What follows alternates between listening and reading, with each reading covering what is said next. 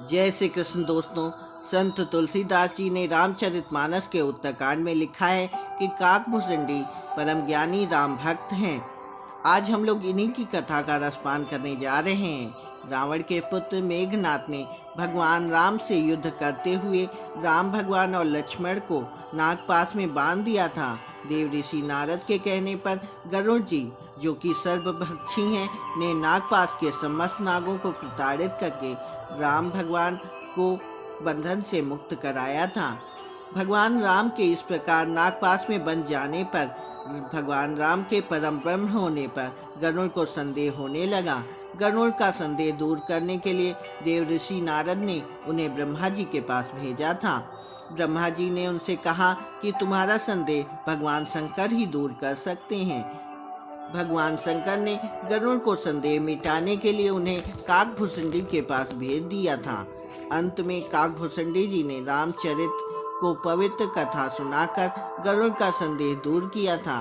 गरुड़ के संदेह समाप्त हो जाने के पश्चात काकभुसुंडी जी गरुड़ को स्वयं की कथा भी सुनाते हैं, जो इस प्रकार है। पूर्व के एक कल्प में कलयुग चल रहा था। उस समय काकभुसुंडी जी का जन्म अयोध्यापुरी के एक शुद्ध परिवार में हुआ था। उस जन्म में वे भगवान शिव के भक्त थे, किंतु अभिमान पूर्वक अन्य देवताओं की निंदा करते रहते थे। एक बार अयोध्या में अकाल पड़ जाने पर वह उज्जैन चले गए। वहां वे एक दयालु ब्राह्मण की सेवा करते हुए उन्हीं के साथ रहने लगे।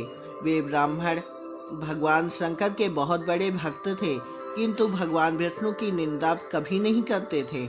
उन्होंने उस शूद्र को शिव जी का मंत्र दिया। मंत्र पाकर उसका अभिमान और बढ़ गया।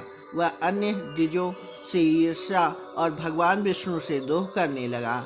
उसके इस प्रकार का व्यवहार से उनके गुरुजन अत्यंत दुखी होकर उसे श्री राम की भक्ति का उपदेश देने लगे थे। एक बार उस शूद्र ने भगवान शंकर के मंदिर में अपने गुरु अर्थात जिस ब्राह्मण के साथ वह रहता था उसका भी अपमान कर दिया।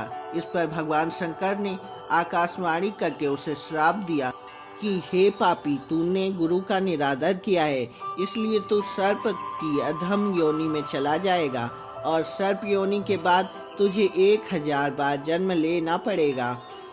गुरु बड़े दयालु थे, इसलिए उन्होंने शिव जी की स्तुति करके अपने शिष्य के लिए क्षमा मांगी। गुरु के द्वारा क्षमा याचना करने पर भगवान शंकर ने आकाशवाणी करके कहा, हे ब्राह्मण, मेरा श्राप व्यर्थ नहीं जाएगा। इस शूद्र को 1000 बार जन्म लेना पड़ेगा, किंतु जन्म में और मरने में जो दुस्साह दुख होता है वह इसे नहीं होगा और किसी भी जन्म में इसका ज्ञान नहीं मिटेगा। इसे अपने प्रत्येक जन्म का स्मरण बना रहेगा। जगत में इसे कुछ भी दुर्लभ ना होगा और इसकी सर्वत्र अबाध गति होगी। मेरी कृपा से इसे भगवान श्री राम के चरणों के प्रति भक्ति भी प्राप्त होगी।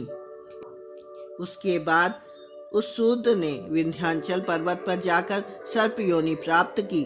कुछ काल बीतने के बाद उसने शरीर को बिना किसी कष्ट के त्याग दिया। वह जो भी शरीर धारण करता था उसे बिना कष्ट के सुखपूर्वक ही त्याग देता था। जैसे मनुष्य पुराने वस्त्र को त्याग कर नए वस्त्र पहन लेता है, प्रत्येक जन्म की याद उसे बनी रहती थी। श्री रामचंद्र जी के प्रति भक्ति भी उसमें उत्पन्न हो गई थी। अंतिम शरीर उसने ब्राह्मण का पाया। ब्राह्मण हो जाने पर ज्ञान प्राप्ति के लिए लोमेश ऋषि के पास गया। जब लोमेश ऋषि उसे ज्ञान देते थे तो वह उनसे अनेक प्रकार के तर्क और कुतर्क करता था। उसके इस व्यवहार से कुपित होकर लोमेश ऋषि ने उसे श्राप दे दिया कि तू चंडाल पक्षी कौवा हो जा। तब वह कौवा बनकर उड़ गया।